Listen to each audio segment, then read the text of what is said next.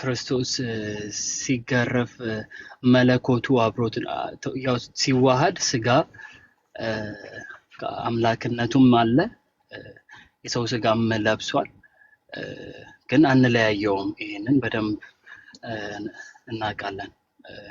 ግን ሲገረፍ ሲተፋበት ሲንገላታ አምላክነቱም አምላክ ተገርፏል አምላክ ተመቷል ማለት ይቻላል ወይ የሚል ጥያቄ ጠይቀው ነበርና በደንብ ስላልተመለሰ እዛ ቤት ሜቢ እዚህ ጋር ክሊር ቢደረግ ለኛ ሜቢ ጥያቄ ስለሆነብን አይለያይም። መቼም በስጋ ብቻ ነው የተገረፈው ሲገረፍ ካለን እንደማይለያይ ደግሞ በሌላ ስንማር ነበር እና እንዴት ነው እዚህ ላይ ያለው ነገር ግልጽ ቢደረግ ብዬ እመቤታችን ከአዳም የወረሰችው ኃጢአት እሷ ላይ ብቻ እንደሌለ ነበር የተማርነው። አሁን ቅርብ ጊዜ ደግሞ እዚህ ቲክታክ ላይ ወጣቶች በጣም ጥሩ የሚያስተምሩ ወጣቶች አሉ።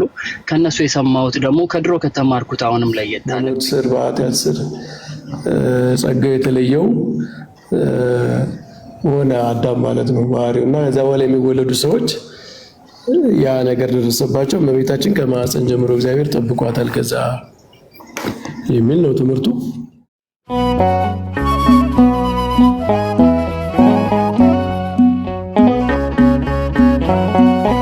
ክርስቶስ ሲገረፍ መለኮቱ አብሮት ያው ሲዋሃድ ስጋ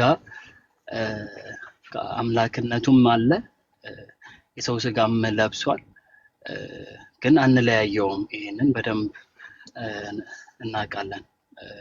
ግን ሲገረፍ ሲተፋበት ሲንገላታ አምላክነቱም አምላክ ተገርፏል አምላክ ተመቷል ማለት ይቻላል ወይ የሚል ጥያቄ ጠይቀው ነበርና በደንብ ስላልተመለሰ እዛ ቤት ሜቢ እዚህ ጋር ክሊር ቢደረግ ለኛ ሜቢ ጥያቄ ስለሆነብን አይለያይም። መቼም በስጋ ብቻ ነው የተገረፈው ሲገረፍ ካለን እንደማይለያይ ደግሞ በሌላ ስንማር ነበር እና እንዴት ነው እዚህ ላይ ያለው ነገር ግልጽ ቢደረግ ብዬ ነው። ቴንክ ዩ።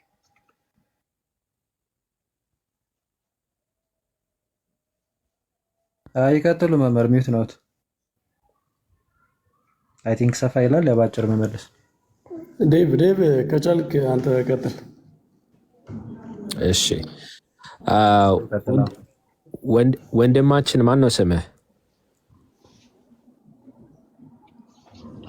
እዚህ ጋር ዓለም በሚለው መጥራት ይቻላል። እሺ ዓለም። እሺ ዓለም፣ አንተ እንግዲህ ሰው ሲባል ሁለት ነገር ያካተተ ነው። ሁለቱን ነገር ታውቀዋለህ? ሁለት ነገር ያካተተ ነው ሰው የምንለው ምንና ምን?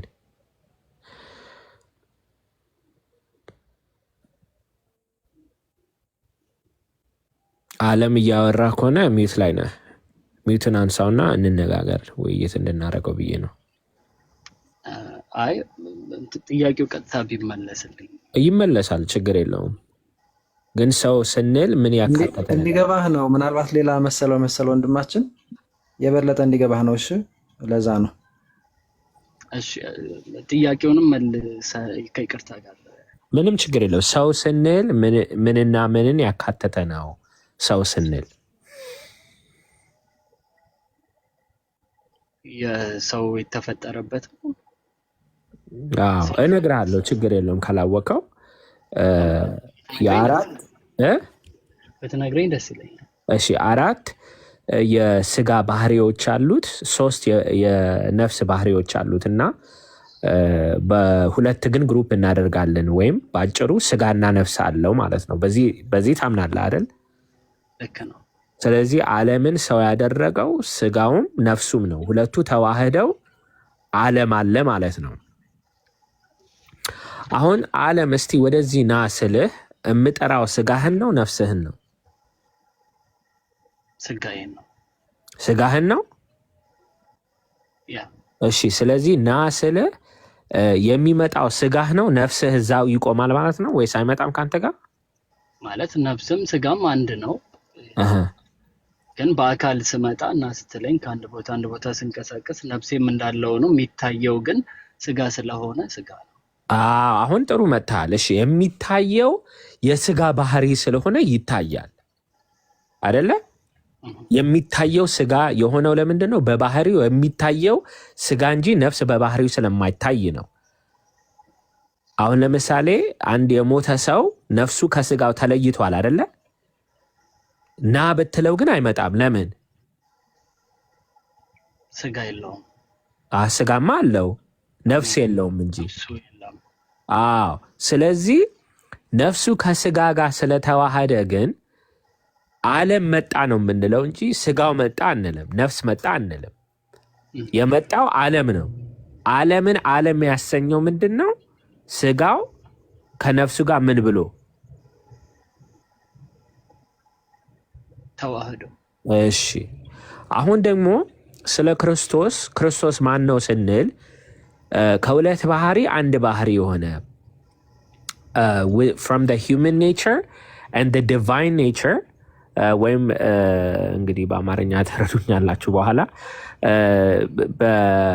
የሰው ባህሪነትና የአምላክ ባህሪነቱ ሁለቱ አንድ ተዋህደው ማለት ተዋህዶ ማለት ይህንን ነው። ያለመቀላቀል ያለመለያየት without division, separation, change or confusion እንለዋለን በእንግሊዝኛ። በአማርኛ በኋላ ኤክስፕሌን ያደርጉልሃል። ሳይቀላቀል ሳይለያይ ምንድነው አማርኛው ይጠፋኛል እና እንደዚህ ሆኖ ተዋህዶ አንድ ይሆናል ማለት ነው። ክርስቶስ የምንለው እሱን ነው። ሁለትነት ጠፍቶ አንዱ የተዋህደውን ባህሪ ክርስቶስ እንለዋለን። ስለዚህ ልክ ቅድም እንዳልኩ ነው። ዓለም መጣ ስንል ስጋው መጣ እንደማንለው፣ ነፍስ መጣ እንደማንለው ዓለም መጣ ነው የምንለው አይደለ? ዓለም ደግሞ ስጋና ነፍስ የተዋህደው ነው። ክርስቶስ ተወለደ ስንል ማን ነው የተወለደው? ያ አንድ ባህሪው መለኮት ተለይቶ አይደለም፣ ስጋ ተለይቶ አይደለም። ሁለቱ አንድ ሆነው ተዋህደዋል። አንድ ክርስቶስ አንድ ባህሪ ነው ያለው ነው የምንለው። የተወለደው እሱ ራሱ ክርስቶስ ነው ማለት ነው። ተገረፈ ስንል ማን ተገረፈ? እሱ ራሱ ክርስቶስ ሳንለየው። የሚታየው የስጋ ባህሪ ስለሆነ አዎ ስጋው ነው የሚታየው። ግን ክርስቶስ ማን ነው ስንል ሳንለየው እሱ ራሱ ክርስቶስ ተገረፈ እንላለን። ሞተ ስንል እሱ ራሱ ክርስቶስ ሞተ እንላለን። ሳንለየው ሳንከፋፍለው። ከተዋህዶ በኋላ መለያየት መከፋፈል የለምና። ምናልባት በእንግሊዝኛ ቢሆን ሀሳቤን የበለጠ መግለጥ እችል ነበርና የጎደለውን ምናልባት መምህር ወይ ክርስቶፎሮስ ታስተካክላላችሁ።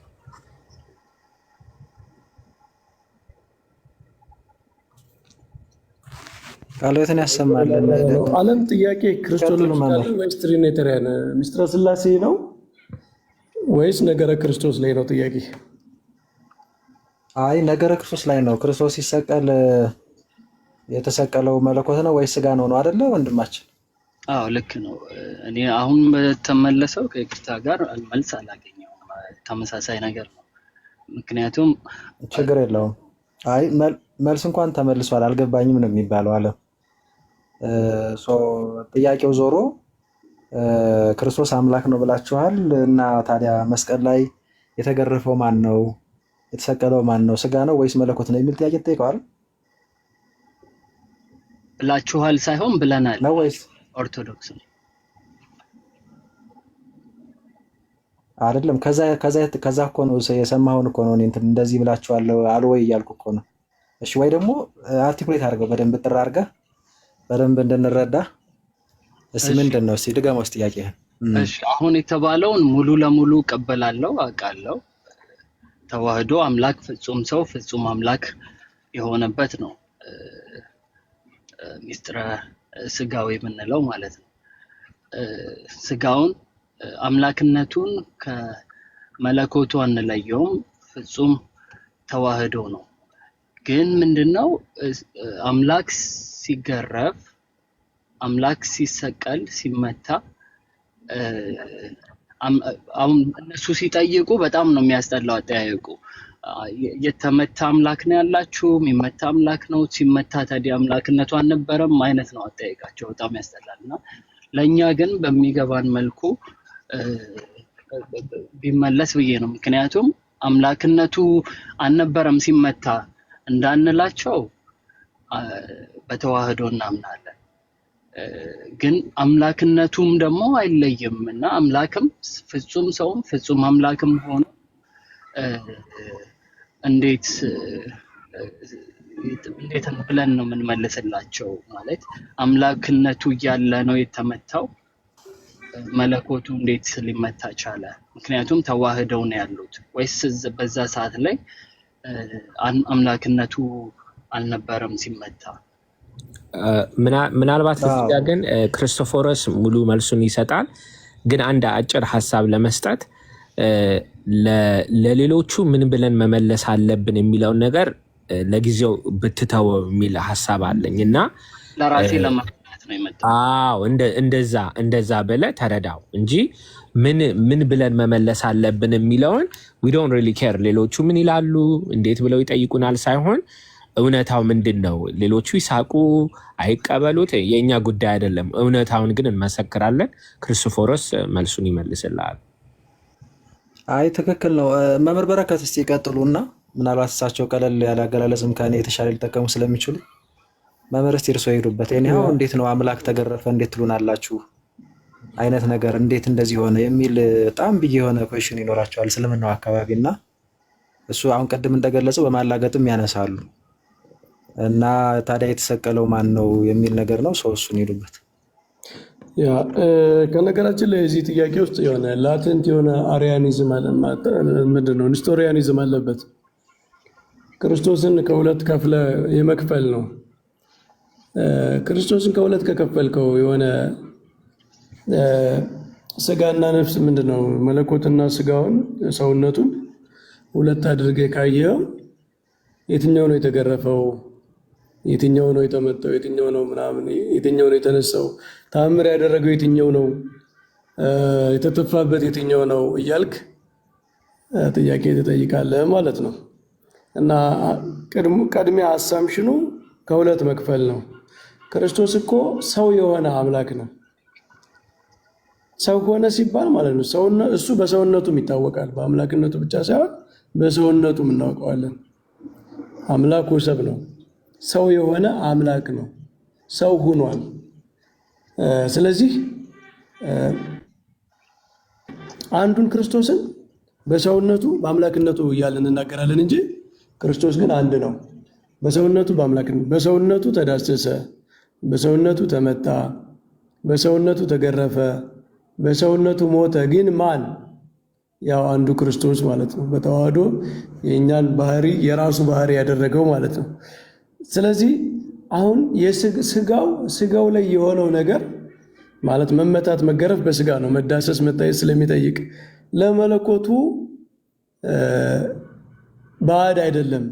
ምክንያቱም ያንን ስጋ መለኮት ገንዘቡ አድርጎታል፣ የራሱ አድርጎታል። ሰው ሆኗል። በዚያ ስጋ ነው የተገለጠው። ስለዚህ ስጋው ላይ በስጋ የሚደረገው ነገር ስጋው ላይ ብቻ የሚቀር አይደለም። በስጋ ነው። መለኮት በባህሪው አይመጣም፣ መለኮት በባህሪው አይገረፍም። ግን በስጋ የተደረገው ነገር ለአንዱ ለክርስቶስ ነው የሚነገረው፣ ለአንዱ ለክርስቶስ ነው የሚነገረው ማለት ነው። አንድ ምሳሌ ይዛ ልቦና ችሎትም ላይ ያለ አንድ ምሳሌ አለ።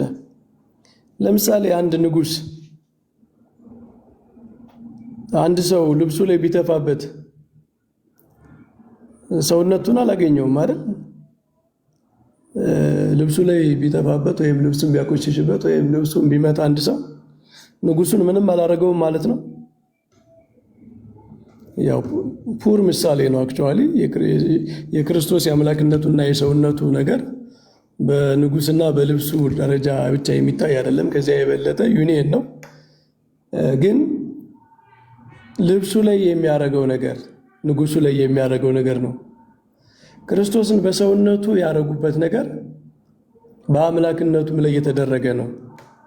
ለዛ ነው አውቀውስ ቢሆን የክብርን ጌታ ባልሰቀሉት ነበር ያለ ጳውሎስ ማለት ነው። የክብር ጌታ እኮ የተባለው መለኮት ነው። ግን በስጋው የተሰቀለው ደግሞ በስጋው ነው። አውቀውስ ቢሆን የክብርን ጌታ ባልሰቀሉት ነበር። እነሱ ስጋን ነው ሰው ሰቀል ነው የሚሉት፣ ግን የተሰቀለው መለኮት ነው በስጋ። ምክንያቱም ያንን ሰውነቱን የራሱ አድርጎታል፣ ወስዶታል፣ ከራሱ ጋር አንድ አድርጎታል፣ ክብሩን ሰጥቶታል። እንደ ይመለካል እኮ ከእርሱ ጋር አንዱ ነው። ያለመለያየት የባህሪ ስግደት የሚሰገድለት የራሱ የክርስቶስ ስጋ ይቅርታ የራሱ የክርስቶስ ሰውነቱ ነው እና ከዚያ በኋላ መለያየት የለም። በስጋ ነው በእርግጥ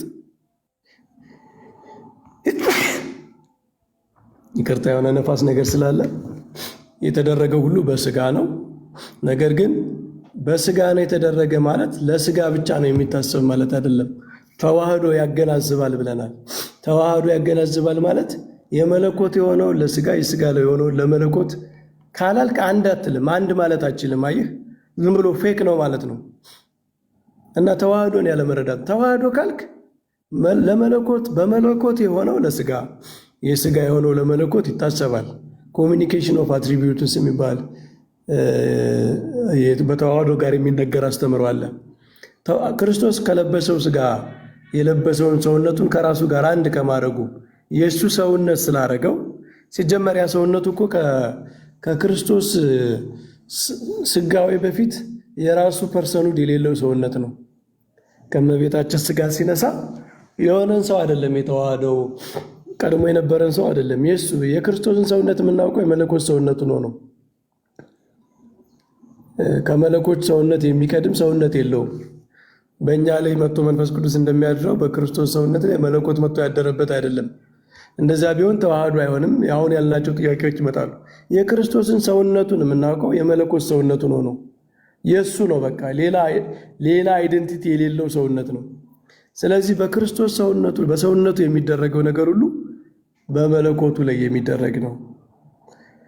መለኮት በባህሪው አይታመምም፣ አይሞትም። በስጋ ግን ታሟል፣ በስጋ ግን ሞቷል። በለበሰው ስጋ ያንን ሁሉ ሲጀመር ሰው የሆነውም እኮ ለዛ ነው። ሰው ሆኖ የመጣውም ለዛ ነው።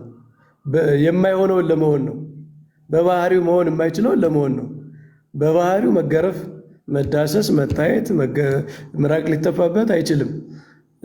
የዚህ ዓለም ገዥ በዙፋኑ ፊት አቆሞ ሊፈርድበት አይችልም።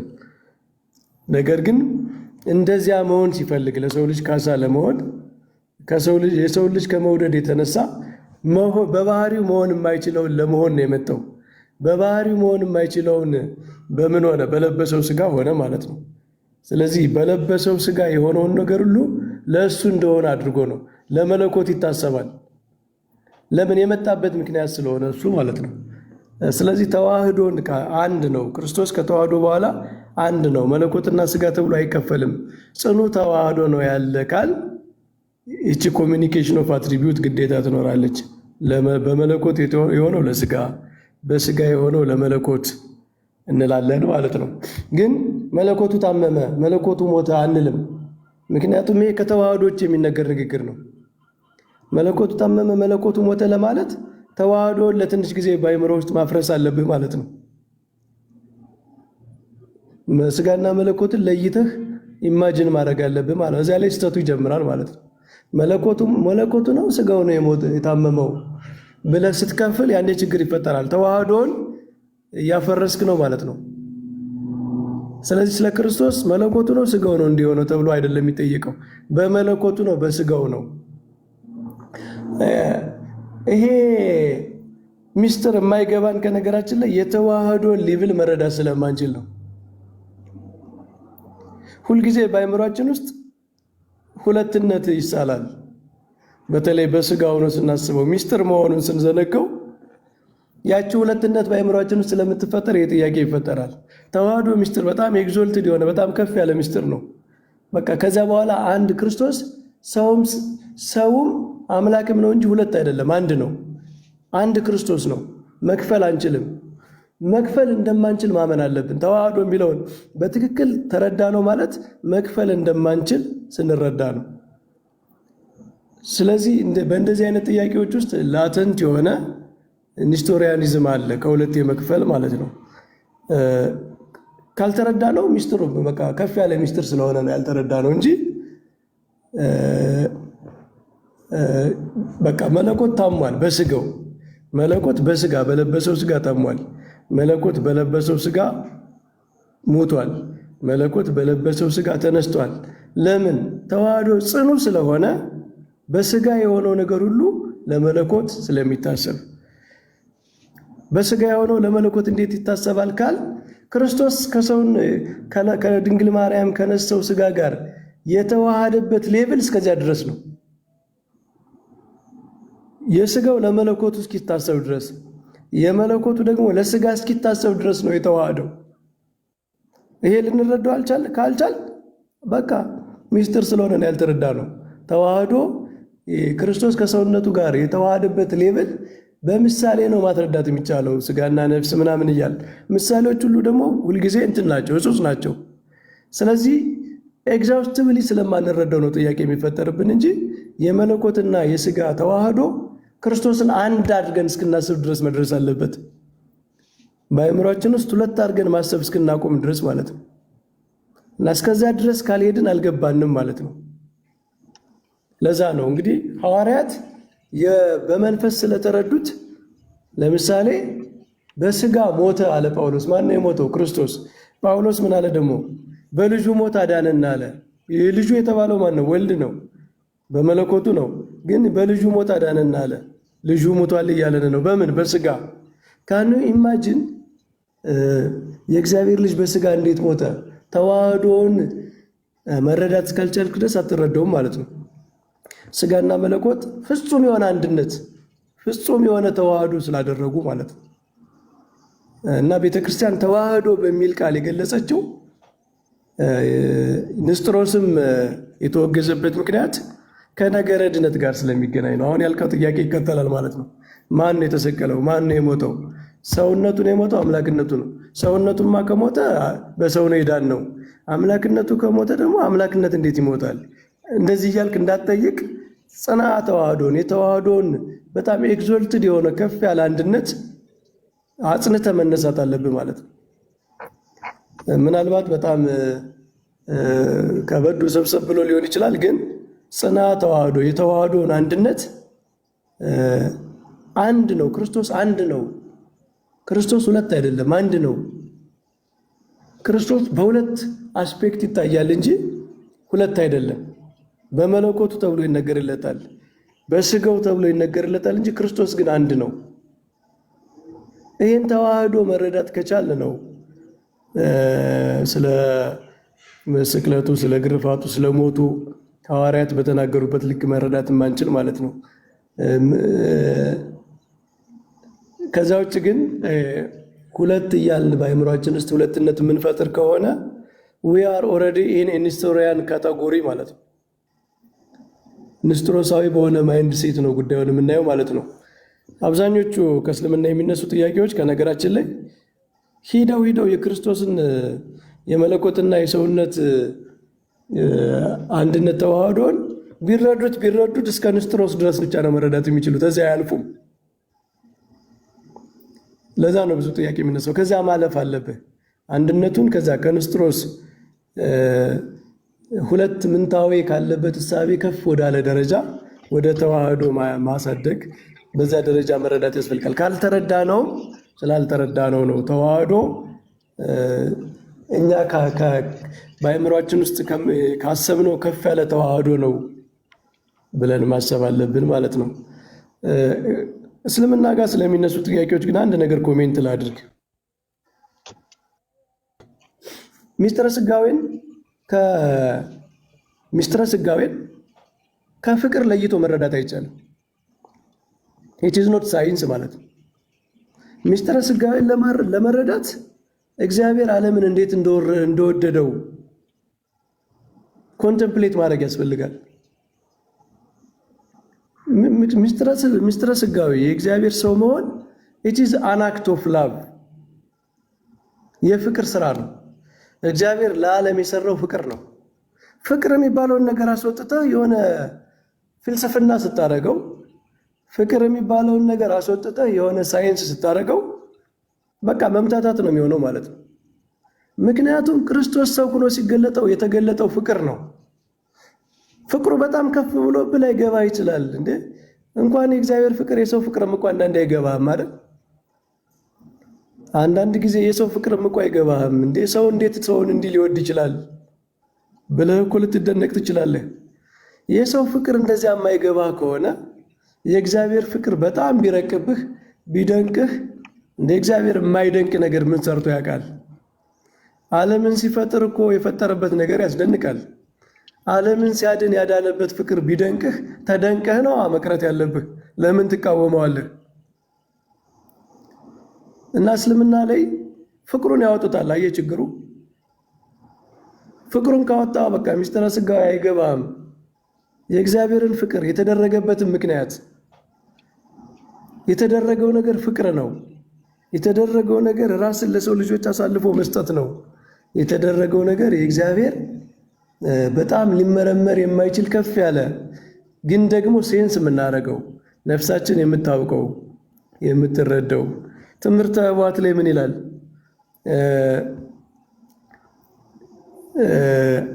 ቆይ እንደውም አንድ መምህር ላስገባ። እንደው አንድ በጣም ጥሩ ነገር ቀሲስ ተከታተሏቸው። ከነገራችን ላይ ቀሲስ መላኩ ቀሲስ ይላኩልኝማ ትምህርተ ኅቡዓት ላይ አንድ ጉዳይ በጣም ጠቃሚ ስለሆነ ቀሲስ መላኩ እንደምን ቆያችሁ? እየተማርኩ ነው መምህር። በጣም ደስ የሚል ነው። እንደምን ቆያችሁ ሁላችሁ? ገብተዋል። ቀሲስ ሰላም ይባርኩን። ቀሲስ ይሄ ትምህርተ ኅቡዓት ላይ ይህችን መስቀል ሊናገሯት ሊረዷት አይችሉም፣ ነገር ግን ምዕመናን ያውቋታል ይላል አይደል? ምንድን ነው ንባቡን እስኪ ያስታውሰኝ። ምናልባት ኤግዛክትሊ ንባቧን አሁን ፊት ለፊት ትዝ አላለችኝም። እኔም ግን ነገሩ አሁን ምናልባት የነገረ መስቀሉን አሁን መርምሮ የሚደርሱበት ሳይሆን የሚቀበሉት ነው የሚል አይነት አነጋገር ያለው መሰል። ቆይ ልመልከታትና እዚሁ ልጻፍልዎት።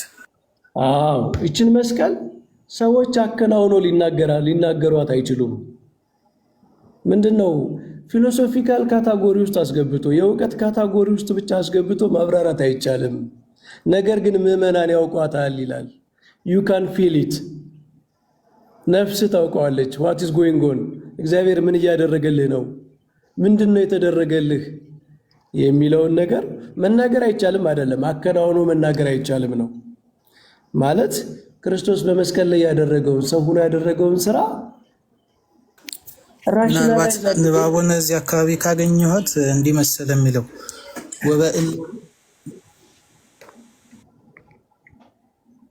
ቀሲስ ኔትወርክ ትንሽ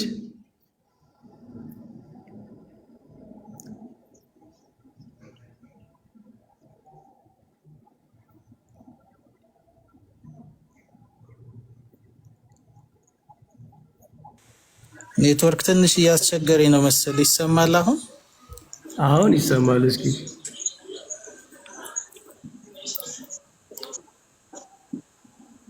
እሺ፣ አሁን ምናልባት ንባቡ እዚህ የማገኘው ምንድነው የሚል ወበእላ ከናፍር ጾታ ነጊር እይትካሃል ጥንቆቀ። ይሄ ምንድነው? ጥንቅቅ አድርገው አከናውነው ሊናገሩት ሊያስቡት አይቻልም ይልና ዘእምትካ ተውአኮነ ይላል። አስቀድሞ ጀምሮ ስውር የነበረ የተሰወረ የነበረ የእዝየሰ ክሶተ ምስጢር ኮነ። ዛሬ ግን የተገለጠ ይልና ምስጢር ሆነ፣ የተገለጠ ምስጢር ሆነ ይልና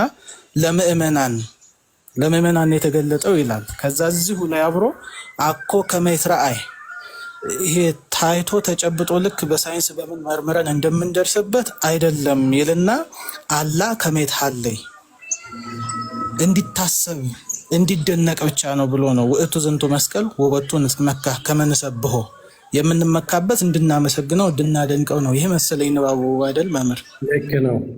ይሄ መስቀል የምንመካበት ነው። ጠንቅቀን የምንናገረው አንናገረውም አይደለም። መጽሐፍት ሁሉ ስለ መስቀል ተናግረዋል፣ ግን ጠንቅቀን አንናገረው ማለት ኤግዛውስቲቭሊ ራሽናል እና ፊሎሶፊካል ወደሆነ እውቀት ማውረድ አይቻልም ነው።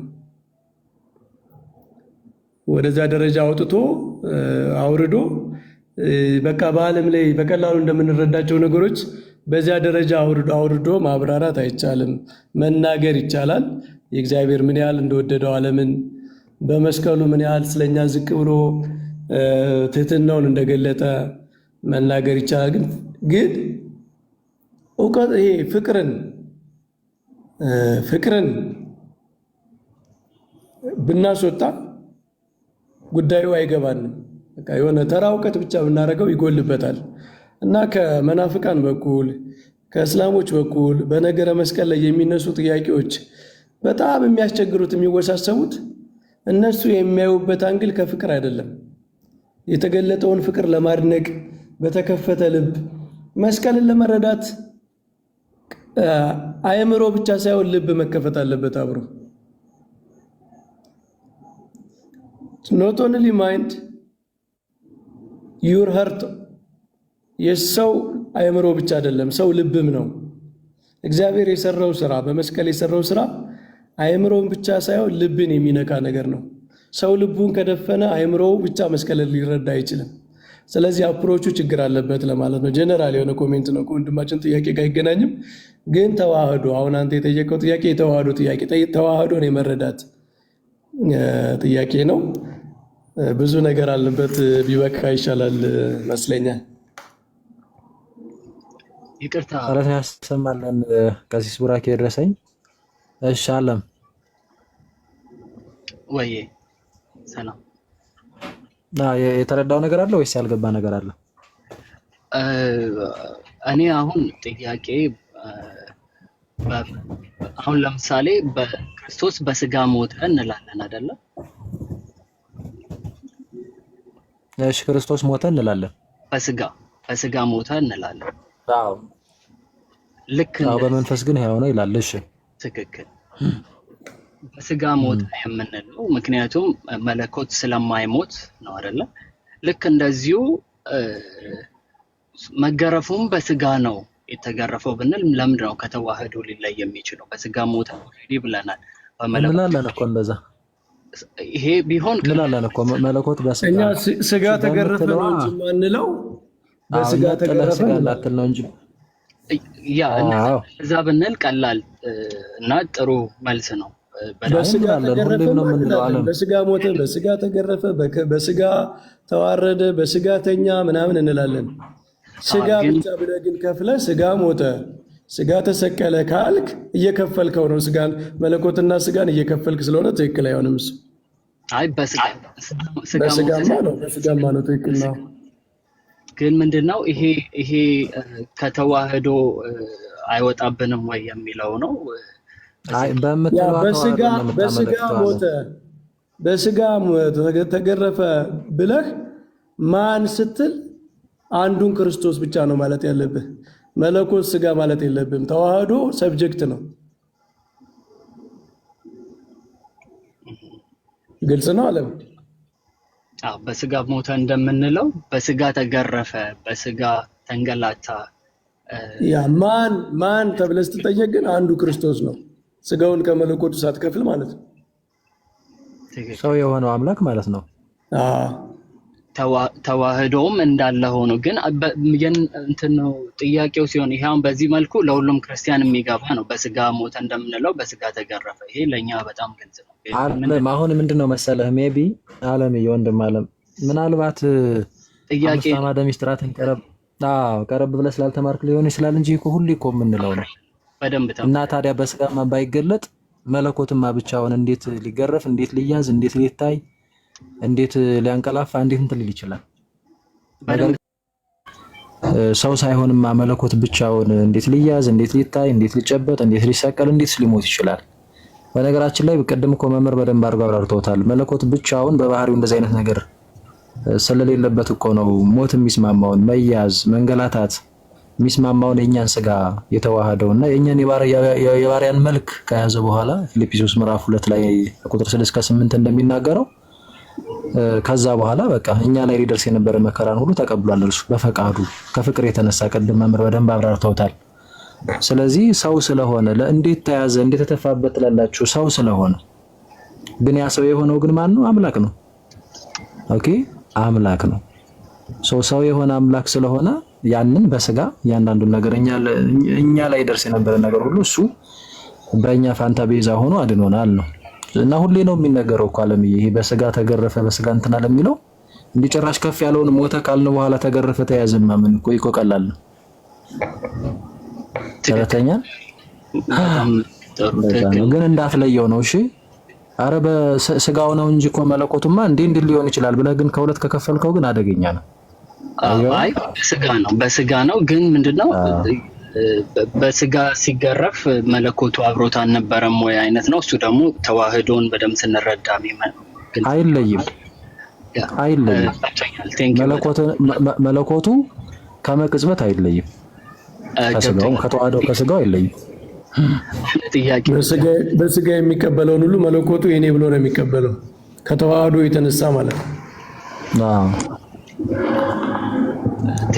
እሺ አንድ ጥያቄ እና ዓለም ደግሞ በጣም መያዝ ያለብህ ግን ከእስልምና በኩል አሁን ሚስጥረ ስጋዌን it's wrong approach በጣም ከፍቅር እግዚአብሔር ኤክስትራኦርዲነሪ የሆነ ፍቅር በጣም ከፍ ያለ ፍቅር ገልጧል በምድር ላይ ሰው ሲሆን የሆነ ዩዥዋል የሆነ ናቹራል የሆነ በሆነ በራሽናሊቲ የምንደርስበት አንድ ተራ ነገር እኮ አይደለም የተደረገው ከፍ ያለ ነገር ነው የተደረገው። የእግዚአብሔር ፍቅር ነው የተገለጠው አንድ ጊዜ የሚገለጥ ፍቅር በቃ በሰው ልጅ ታሪክ በስነ ፍጥረት ታሪክ አንድ ጊዜ ዓለምን ከፈጠረበት የበለጠ ያዳነበት ፍቅሩ ነው የተገለጠው። የማይደገም ስራ ነው የተሰራውና ኤክስትራኦርዲነሪ የሆነ ነገር ነው የተደረገው። ዝም ብሎ የሆነ በራሽናል አርጊውመንቶች በቃ የምታብራራው ምናምን ብቻ ተራ እውቀት አይደለም። ራሽናል አርጊውመንት አያስፈልግም።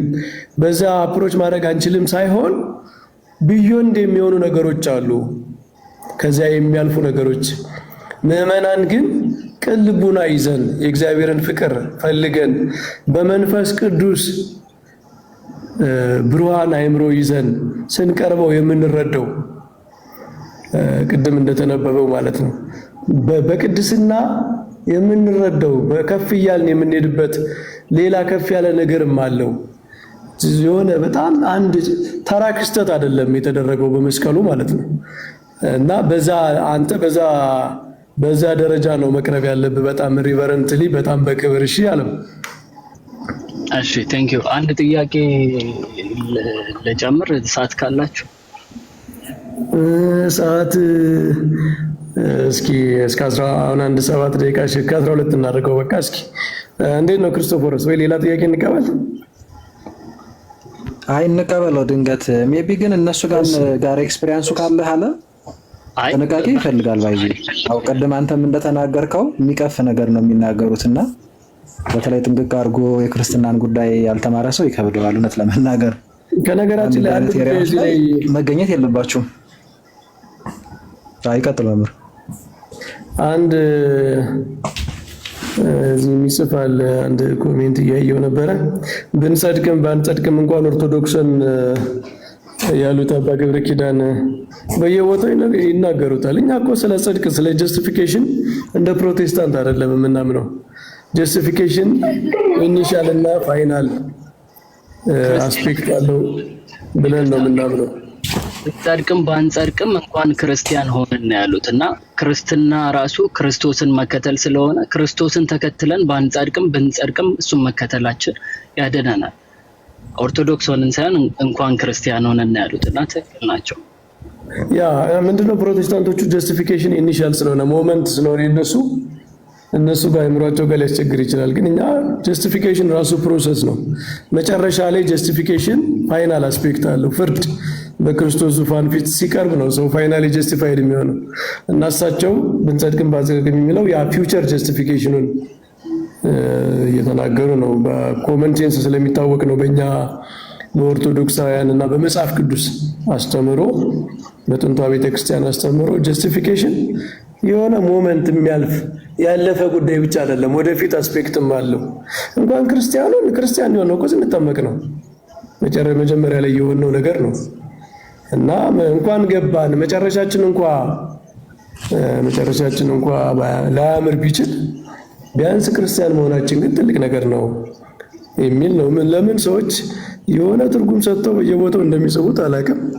ያው በእነሱ የነገረ ድነት ካታጎሪ ውስጥ ያው በእርግጥ እንደሚሳን እናውቃለን። እውነት ነው። ያው ዝም ብለን ወዴት እንደምንገባ እናቅም ዝም ብለን እንከተል አይነት ነገር እንዳሉ አስመስሎ የመናገር ነው። ነገር ግን እንደሱ አይደለም። ስለ ፊውቸር ጀስቲፊኬሽን ስለመጨረሻው ጽድቅ ነው። ምክንያቱም ክርስቶስ ነው ራሱ ፍሬ ካላፈራሽ ትቆረጣላችሁ ያለውና ከዛ አንፃር ነው። አንተ የሆነ ነገር ልትናገር እያሰብሽ? እሺ ጋቴ ፋንትሺ ይቅርታ ሚት እኮ ነው ያለውና ለምን አይ ተነስቶብሽ ነው ማለት ሳታየው ልታወሪ መስሎን ነው። አይ ለምን ጋር ሚውት ነው የሚለውና እናንተ ጋር ግን ክፍት ነው። ለምንድን ነው ይሄ? እኔ ጋር ሚውት ነው። እስቲ መልሰሽ ንኪው አንዴ። ይሰማናል ግን አሁን ነው ሚውት የሆነው። መናገር ከፈለሽ አውሪ፣ ያለዛ እሺ። አይ ቲንክ ተነስቶባት ነው ይመስለኛል ማይኳ። ፋንትሽ መናገር ፈልገሽ ከሆነ ግን አሁን አንሹ። አሁን ነው ሚውት ያደረግሽው። እሺ ዓለም የመጨረሻ ጥያቄህን አቅርበውና። እሺ አመሰግናለሁ። እኔ አሁን ትላንትና አንድ ከፕሮቴስታንት ወደ ኦርቶዶክስ የመጣ ልጅ የተናገረውን እዚህ ቲክታክ ላይ የሰማሁት ባይገባንም ኦርቶዶክስ መሆን ያዋጣል ያለው ልክ እንደ አባ ገብረ ኪዳን ኮት ተደርጎ ቢያዝ ጥሩ ነው። ባይገባንም ኦርቶዶክስ መሆን ያዋጣል። ይሄ ልጨምር ብዬ ነው። ምንድነው ከድሮ ጀምሮ ስንማር ከሰንበት ትምህርት ቤት እኔ አሁን ብዙ ለውጦች አይቻለሁ። ማለት ድሮ በተለይ በታቦት ዙሪያም ስንማር የነበረውና አሁን ላይ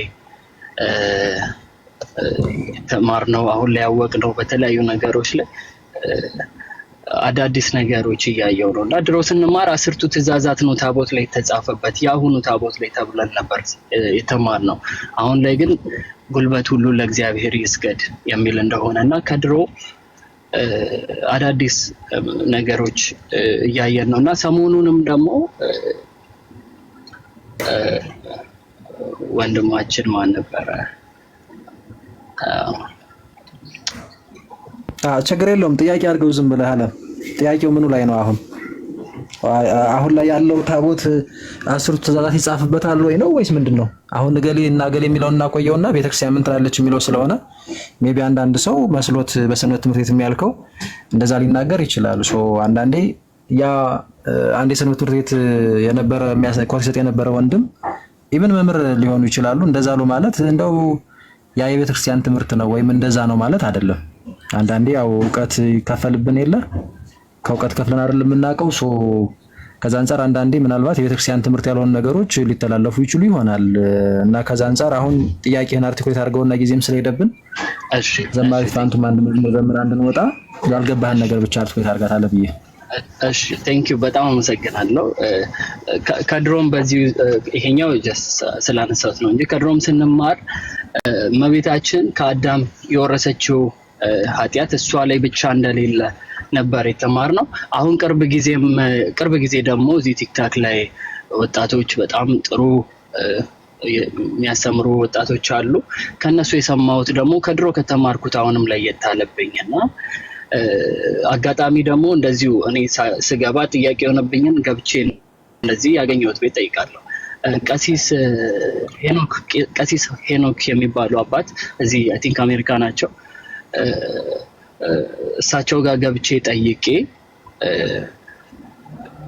እመቤታችን እንዴት ከአዳም እሷ ብቻ ተመሳሳይ እንግዲህ ኃጢአት እንደሚወረስ ነበር ስንማር ሳድግ እስከዛሬ ደረስኩት እና እሳቸው ጋርም ደግሞ ይሄንን ወረሳል ወይስ አይወረስም ነው አለምዬ ስናሳጣው። እሺ 30 አይ አሁን ለምን መሰለህ እዛና እዚህ ያሉ ነገሮችን እንተዋቸውና ቤተክርስቲያን ምን ትላለች የሚለውን ይሄን ጉዳይ እንተው፣ ምክንያቱም በጣም ሰፊ ጉዳይ ስለሆነ ማንሳት ስለማንችል። ኃጢአት ይወረሳል አይወረስም ከሆነ እኔ በመቼም ሁኔታ የውርስ ኃጢአት የሚባለው ምንድነው የሚለውን ነገር ዲፋይን ሲያደርጉ ሰዎች ኃጢአት ከዘር ወደ ዘር በደም በኩል በሆነ ነገር እንደማይወረስ ነው እንግዲህ ቤተክርስቲያን የምታስተምረው እንደዛ ነው። እሱን ያዝ። አሁን አንተ ግን በቃል ደረጃ የውርስ ኃጢአት የሚባለው ሊጠቀሙት ይችላሉ። እሱም የኃጢአትን ውጤት ለመናገር ፈልገው እንጂ ለምሳሌ አዳምም የሰራውን ኃጢአት ቀጥታ ከዛ ወደ ልጆቹ ምናምን ከዛ እመቤታችን ላይ ሲደርስ ግን የሚል እንደዛ የለም። የኃጢአትን ውጤት ለመናገር ግን አባቶቻችን እንደዛ ይላሉና አይ ቲንክ ከዛ አንፃር ብትረዳው መልካም ነው። አንድን ቃል ሲጠቀሙት አንዳንድ ሰዎች ምን ለማለት የተጠቀሙት ብለን መልሰን ብንጠይቃቸው ለሌላ ይሆናል። አንዳንዴ ኢፌክቱን በኮዝ ኮዙን በኢፌክት የመጥራት አይነት ልማድ ምናምን እኔም አግኝቼ አውቃለሁ በመጽሐፍትም አባቶችም ሲናገሩ ከአባቶችም ማለት ነው። በአስተምሮ ደረጃ ግን ኃጢአት ይወረሳል አይወረስም ከሆነ ቤተክርስቲያን ኃጢአት ይወረሳል ብላ ታስተምረው። እሺ ጥያቄ ልጨርስ እና ይሄ ነው ማለት እንደዚሁ ግራ ስላጋባኝ ከአዳዲስ ትምህርቶች ጋር ቀሲስ ሄኖክ ቤት ገብቼ ጠይቄ ነበር። እሳቸው ግን የመለሱልኝ እግዚአብሔር እሷን ከኃጢአት እንደጠበቃት እሷ ጋር ኃጢአቱ እንዳልደረሰ እንጂ ኃጢአት የሚወረስ አይደለም ብለው አይደለም ያስተማሩ።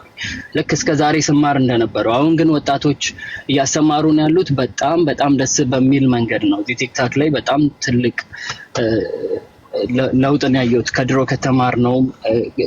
የድሮ የተማርኩት ሜቢ ትክክል አይደለም ብዬም አሁን ቅርብ ጊዜ ገብቼ አንድ አባት ቤት ጠይቄም እመቤታችን ቅድስት ድንግል ማርያምን እግዚአብሔር አምላክ ክርስቶስ ከዓለም በፊት ጠብቋታል እና እሱ ጠብቋት የአዳም ኃጢአት እሷ ጋር አልደረሰም። እሷን እግዚአብሔር በኃይሉ ጠብቋት ነው እሷ ጋር ኃጢአቱ ያልደረሰው ነው ያሉኝ እንጂ ኃጢአት ይወረሳል አላሉኝም። ግን አሁን የወጣቶች ትምህርት ደግሞ እና በትክክልም ቤተክርስቲያንም ታስተምራለች ብዬ ማምነውም እኔም በራሴ ማምነውም በዛ መንገድ ነው። ኃጢአት ይወረሳል ብዬ አላምነም። ሞቱ ነው እኛ ጋር የደረሰው እንጂ ኃጢአት ይወረሳል ብዬ አላምነም። እና ግን ለምንድን ነው በአባቶችን ደረጃ አንዳንዴ አሁን መምህራን ሲያስተምሩ የቤተ ክርስቲያን አስተምሮ አንድ መምህር የሆነ ነገር ቢል የቤተ ክርስቲያንን አስተምሮ በደንብ ስላላወቀ ሊሆን ይችላል እና ቀደም ባሉት ጊዜያት ደግሞ እንግዲህ ከፕሮቴስታንት ጋር ባለው ምናምን እንትን እነዚህ በጣም ብዙ ጅምብሮች ስለነበሩ አንዳንድ ነገሮች በሰንበት ትምህርት ቤትም በምንም በደንብ ያላጠና ሰው ምናምን ሊናገራቸው ይችላል። እሱ ቨሪ ኮመን። ግን የቤተ ክርስቲያን አስተምሮ በቅዱሳት መጻሕፍት በትርጓሜ መጻሕፍት የተገለጠው በቅዳሴው በጣም ወጥ በሆነው በዘላቂ በሆነው በሚቀጥለው ቀድሞም በነበረው የቤተ ክርስቲያን ትምህርቷን የምታስተላልፍበት የጉባኤ ቤት ትምህርቶች አሉ።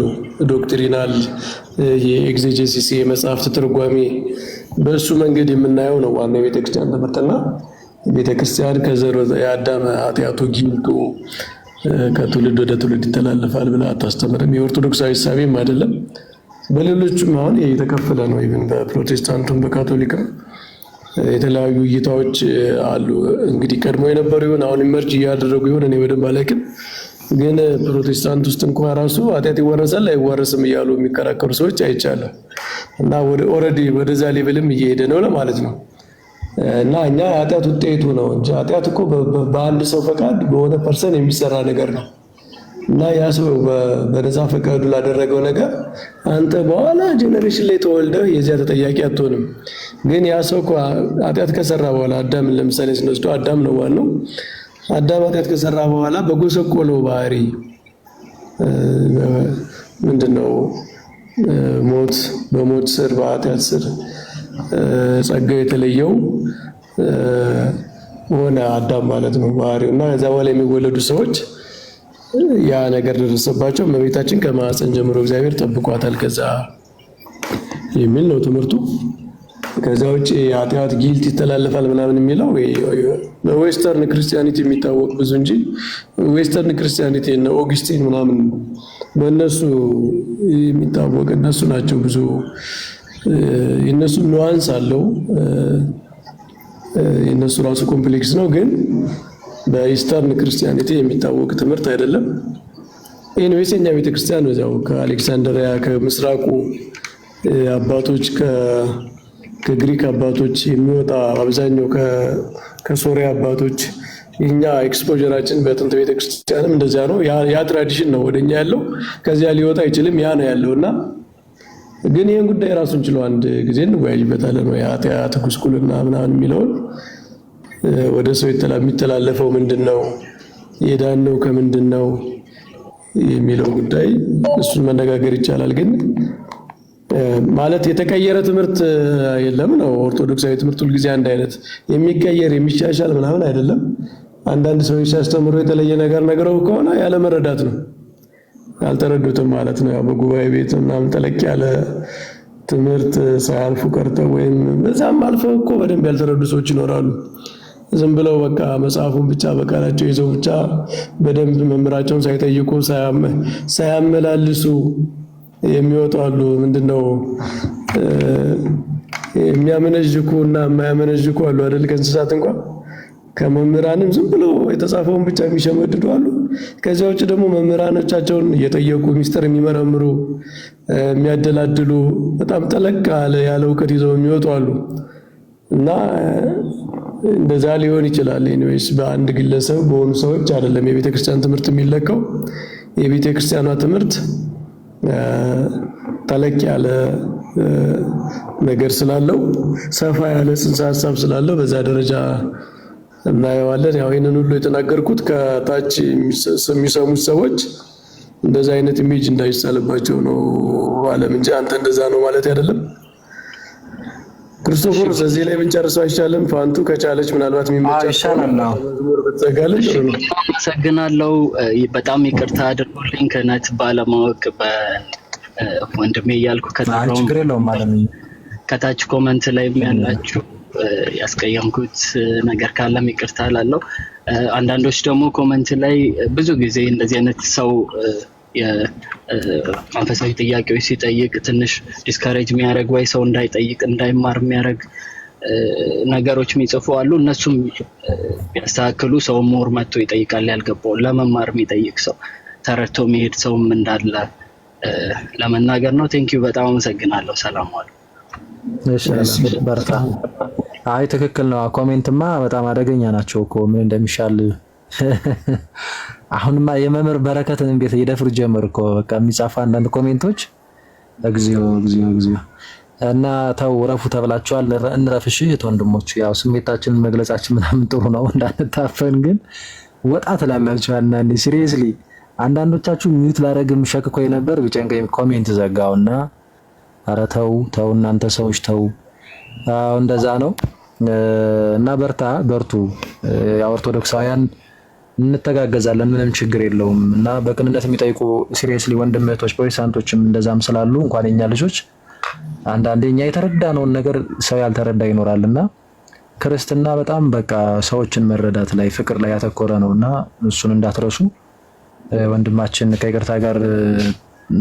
ከይቅርታው ጋር አብሮ ትልቅ መልእክት ነው ያስተላልፈው። እሱን ፕሊስ የኛን መልእክት አድርጋችሁ ያዙት። ዘማሪ ፋንቱ ወደ እሷ መሰለኝ አይደለ?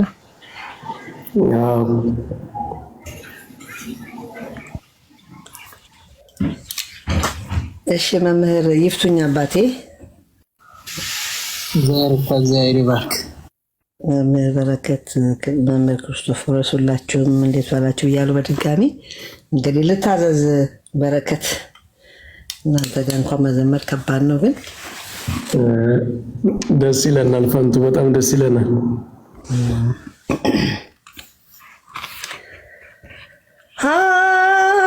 ኃይሉን እንዴት ለብሶ ክብሩን እንድታዩ በኢየሩሳሌም በመቅደሱ ቆዩ። ኃይሉን እንዴት ለብሶ ክብሩን እንድታዩ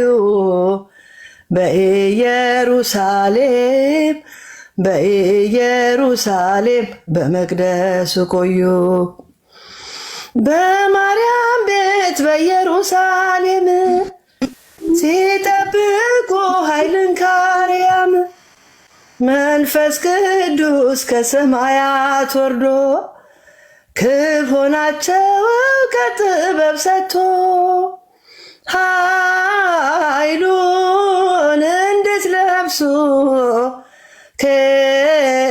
ክብሩን እንድታዩ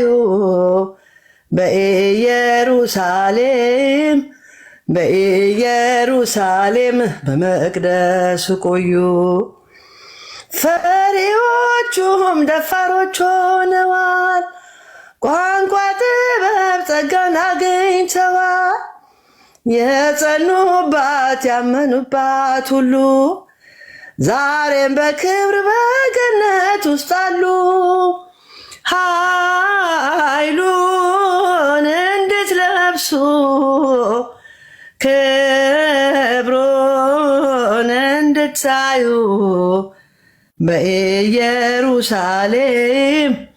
በኢየሩሳሌም በመቅደሱ ቆዩ። መላእክቱ በሰረገላቸው አጥረዋታል በእሳት ሰይፋቸው። ቃል ኪዳኗን ደጆቿን አትርሱ፣ በበጉ ደም እንድትቀደሱ ኃይሉን እንድትለብሱ ክብሩን እንድታዩ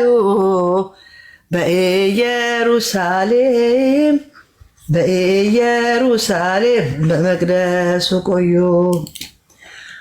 አበ ቀራንዮ ደብረ መድኃኒት አበ ቀራንዮ ደብረ መድኃኒት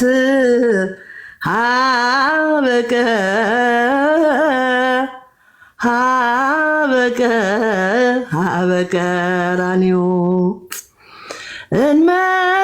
እንመሰክራለን ፈጣሪያችን አለ። እንመሰክራለን ፈጣሪያችን አለ። እንመነው አንካደው መድኃኔዓለም ቸር ነው። እንመሰክራለን ማርያም አማላጅ ናት። እንመሰክራለን ማርያም አማላጅ ናት። እንመናት አንካዳት የአምላክ እናት ናት። አበ ቀራንዮ ደብረ መድኃኒት አበ ቀራንዮ ደብረ መድኃኒት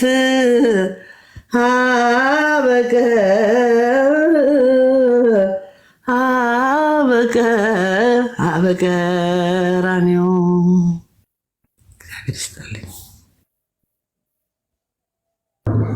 ዝማሬ መላእክትን ያሰማልን። በአንቺ እናታችን እግዚአብሔር ያክብርልን። አይ ቲንክ መምህር ማጠቃላይ ነገር ሰጥተው ይጨርሳሉ ወይስ ትንሽ እንቆያለን? አይ በቃ እንጨርስ፣ ይበቃናል። እንግዲህ ያው የነገረ ድነት ትምህርት ሰፊ ነው። ብዙ ነገሮች ይነሳሉ። አንድ ነገር ሲነሳ ሌላ ነገር እየተመዘዘ ነው የሚሄደው። እንደው ጠቅለል ያለ ነገር እንደው በዛሬው ጉዳይ ብትይዙት ብዬ የማስበው ነገረ ድነት ማለት በአጠቃላይ ፍቅር ነው። በቃ እግዚአብሔር ዓለምን ሲያድን ፍቅሩን ነው የገለጠው እና ስለ ፍቅር እየተማራችሁ ስለ ፍቅር እየተነጋገርን እንደሆነ ማወቅ አለባችሁ። ፍቅር ደግሞ በጣም ከፍ ያለ ነገር ነው። እንኳን የእግዚአብሔር ፍቅር የሰው ፍቅር እንኳን ከፍ ያለ ነው። በአድናቆት በክብር ነው የምናየው ፍቅርን ማለት ነው። ፍቅር ተራ እውቀት ተራ እንትን አይደለም። ምንድነው ተራ የሆነ ራሽናል አርጊውመንት አይደለም። ከዛ ከፍ ይላል እና ለዛ ነው ብዙ መልክ የሚኖረው በብዙ መንገድ የሚገለጠው ብዙ ሜታፎሮች አሉት። ጳውሎስ ክርስቶስ ዓለምን ያዳነበትን መንገድ በብዙ መልክ ነው የገለጠው። አንድ ጊዜ እርቅ ይለዋል፣ አንድ ጊዜ ጽድቅ ይለዋል፣ አንድ ጊዜ መክበር ይለዋል፣ አንድ ጊዜ መቀደስ ይለዋል፣ አንድ ጊዜ መታረቅ ይለዋል፣ አንድ ጊዜ ነፃ መውጣት ይለዋል፣ አንድ ጊዜ መገዛት መዋጀት ይለዋል። በብዙ መንገድ በብዙ አምሳል ነው የተገለጠው። ለምን? በጣም ውድ ነገር ስለሆነ። ውድ ነገር በጣም ከፍ ያለ ነገር አንድ ቃል አይበቃውም፣ ሁለት ቃል አይበቃውም፣ ብዙ ቃል ነው የሚያስፈልገው። ስለዚህ በዛ ልክ ነው አይምሯችን ልባችን ማስፋት ያለብን፣ መጥበብ የለብንም። ስለ ስጋዊም ስለ ክርስቶስ ዓለምን ያዳነበት መስቀሉ ልባችን አስፍተን ነው ልንቀበለው የሚገባ። በጣም ከፍ ያለ ምስጢር ነው። ጥያቄዎቹን መጠየቃችን ነው በጣም ጥሩ ነው። ለዛ ነው የከፈትነው፣ ጥያቄ ልንቀበል ነው። ግን የሆነ ራሽናል መልስ ብቻ የሆነ ለሳይንስ ጥያቄ በሚመለስ መልስ ደረጃ ብቻ አይደለም መጠበቅ ያለባችሁ። ይሄ የእግዚአብሔር መገለጥ ነው። ከሰው አእምሮ ከፍ የሚል አእምሮን ሁሉ የሚያልፍ ነው የሚለው ቅዱስ ጳውሎስ። አእምሮን ሁሉ የሚያልፍ ነገር ነው የተደረገው ማለት ነው። it is not against reason, it is not contrary reason የሆነ ከአእምሮ የሚጣላ የሚቃረን አይደለም። ግን በአእምሮ ብቻ የሚወሰን ደግሞ አይደለም፣ ከፍ ያለ ነው። ከአእምሮ አልፎ በልብ ሴንስ የምናደርገው በልባችን የምንሰማው ብዙ ሚስጥር አለና በዛ ደረጃም አእምሮአችን ሰፋ አድርገን የክርስቶስን ሰው መሆን የማዳኑን ስራ የተደረገልን ነገር ከኛ የሚጠበቀውን ነገር በዛ ሰፋ አድርገን እናየው የሚል ማጠቃለያ ነው። እግዚአብሔር ይስጥልን። የነበረን ጊዜ ጥሩ ነው። ሰላም ያገናኘን በሚቀጥለው ጊዜ